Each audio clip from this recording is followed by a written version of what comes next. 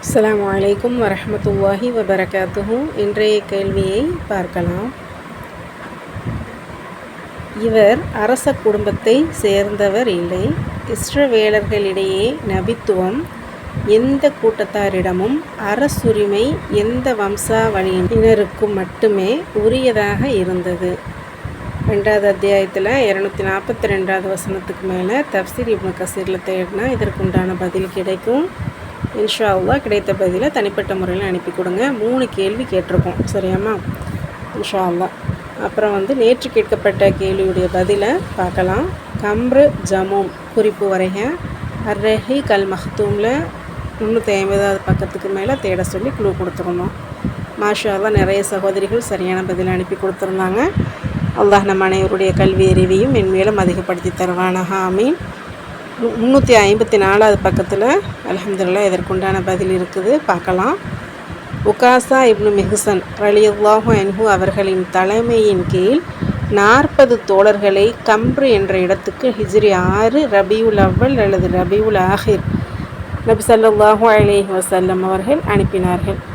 கம்ரு என்பது அசது கிளையினருக்கு சொந்தமான கிணற்றுக்குரிய பெயராகும். அங்குதான் அவர்கள் வசித்து வந்தனர்.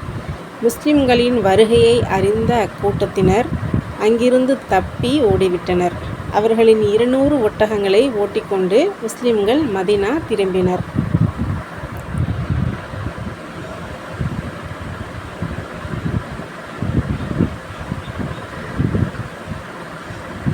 அப்புறம் ஹிஜ்ரி 6 ரபியுல் ஆஹிர் மாதத்தில் ஸைத் இப்னு ஹாரிஸா ரலியல்லாஹு அன்ஹு அவர்களை ஜமூம் என்ற இடத்திற்கு நபி ஸல்லல்லாஹு அலைஹி வஸல்லம் அவர்கள் அனுப்பி வைத்தார்கள். ஜமூம் என்பது மர்ருல் லஹ்ரான் என்ற இடத்தில் உள்ள சுலைம் கிளையினருக்கு சொந்தமான கிணறாகும். ஸைத் ரலியல்லாஹு அன்ஹு அவர்கள் பனு சுலைம் கிளையினரை நோக்கி சென்று கொண்டிருந்த போது ஹுசைனா கிளையைச் சேர்ந்த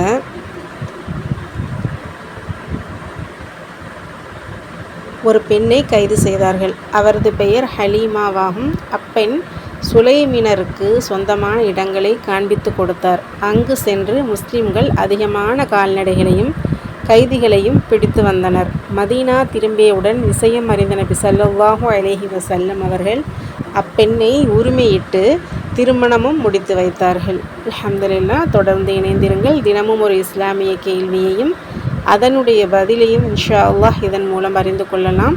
சப்போர்ட் பண்ணி சப்ஸ்கிரைப் பண்ணி ஷேர் பண்ணுங்கள். அல்ஹம்துலில்லாஹ். ஜஸாக்குமுல்லாஹு ஹைர். அஸ்ஸலாமு அலைக்கும் வரஹ்மத்துல்லாஹி வபரகாத்துஹு.